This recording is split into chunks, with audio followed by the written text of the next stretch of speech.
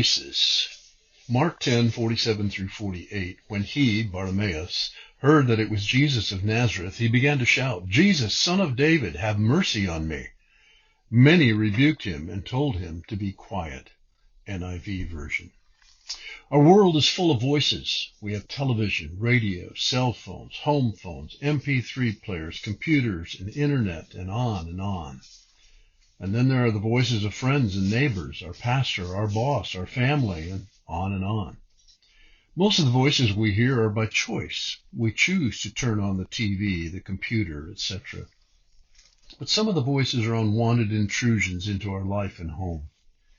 I think of the voices our children hear at school, some from teachers and some from other students. Those voices that shout messages about life contrary to what we try to teach them. I think of those voices in the background on the job or in public places saying things we would rather not hear. But most importantly, I think about those voices that come from within, those little voices that call out to us to doubt God, doubt ourselves, or doubt our salvation. Those little voices that talk to us about our past sins now forgiven, about our friends who have more than we have, or other people who just get all the breaks and we get none. Bartimaeus heard that Jesus was coming by, and he yelled at the top of his voice to get the attention of Jesus. And then the voices started. Not the ones that he could control, those ugly voices that just come, those around him, his friends, maybe even his family. They yelled back at him to be quiet, and they may have even told him to shut up. But he persisted, and eventually was freed from his blindness. This is a great truth. The voices that tell us to be quiet, don't pursue God, be jealous, be angry.